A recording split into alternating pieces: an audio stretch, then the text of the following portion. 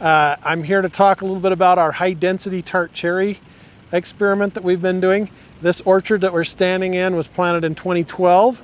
Again, these are Montmorency tart cherry on a dwarfing rootstock. We plant them close together for over-the-row harvest. So one of the challenges that we've seen with these over-the-row plantings is that we're not getting the yields that we would expect to based on what we get with a standard low-density planting. So one of the experiments that we're doing is trying to intensify fruit production in the space that these trees are occupying.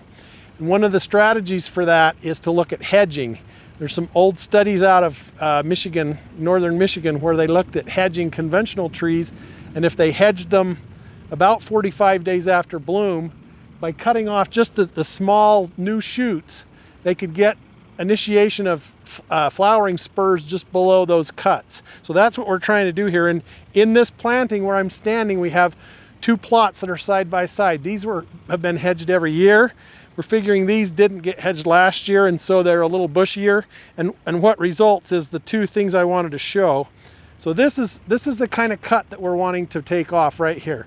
We're just taking about half to 2/3 of the new growth off that's this size shoot. So you can see this is what we're trying to hedge off, like that, with the idea that just below that cut, we would get flower bud initiation and spur formation and fruit production there next year, and potentially intensify that fruit production in that space. This other side, we didn't hedge last year, and you can see here's kind of an extreme example. Here's the kind of shoot that we're trying to take halfway off, and here we're back into last year's growth and even the year before slightly. So we're losing fruit, and that's what we're not trying to do.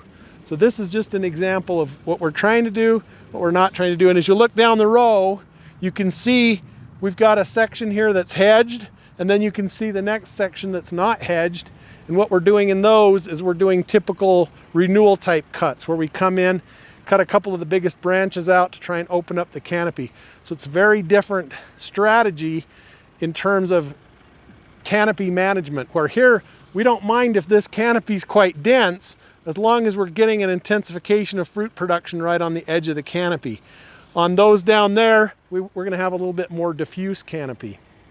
One of the things that you can see here that's a challenge, and this year was particularly challenging, was we had a late spring freeze.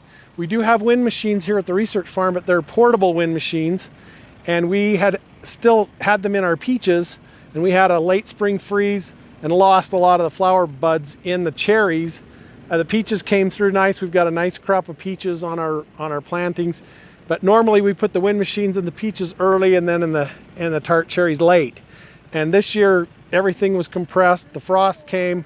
We lost a lot of our blossoms. So you can see in these trees, this is a pretty good example. There's not a lot of fruit in the bottom half. There's a lot more fruit in the top. And some of these trees, it's even more extreme. And this is, again, one of the disadvantages of going to a high density system. If we don't have adequate frost protection, we lose a higher percentage of our crop where we have the frost near the ground. And interestingly enough, as you go from the east side of the farm to the west side of the farm, we had more frost damage on the east side than we did on the west side. And our peaches were down on the west side as well.